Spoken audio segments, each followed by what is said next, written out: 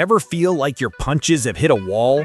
Like no matter how hard you train, you just can't generate that explosive knockout power? The problem isn't your strength. It's not your genetics. It's a single hidden flaw in your technique that's leaking over 80% of your power before your punch even lands. This video gives you a 45-second neurological hack to fix it, instantly. Pay attention. This is the enemy, power leakage.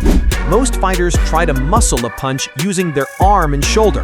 The moment you do that, you break the kinetic chain. All the power you generated from the ground is wasted. Real knockout power is a whip, not a push. It starts here, from the ground, and travels in one unbroken chain all the way to the target. So how do we fix it? We use this 45-second drill to rewire your brain-body connection. This is a brain drill, not a strength drill. Let's begin. Step 1. Get in your fighting stance. Place your fist against the wall, elbow slightly bent. Step 2. Now, forget your arm exists. For the next 30 seconds, I only want you to focus on driving from the ball of your back foot. Pulse the pressure. Feel the force travel from the floor, through your hip, and into the wall. Your arm is just the end of the whip. The power comes from here. 10 seconds left. 5.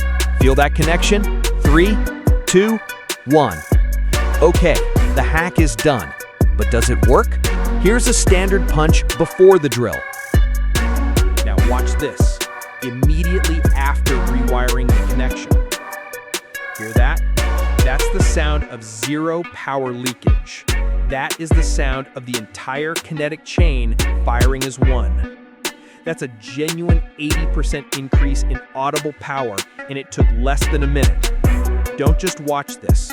Go find a wall, do the drill, and feel the difference for yourself. If you want more no BS combat techniques that deliver real results, hit that subscribe button. Let me know in the comments if you felt the difference. Train smart, stay ready.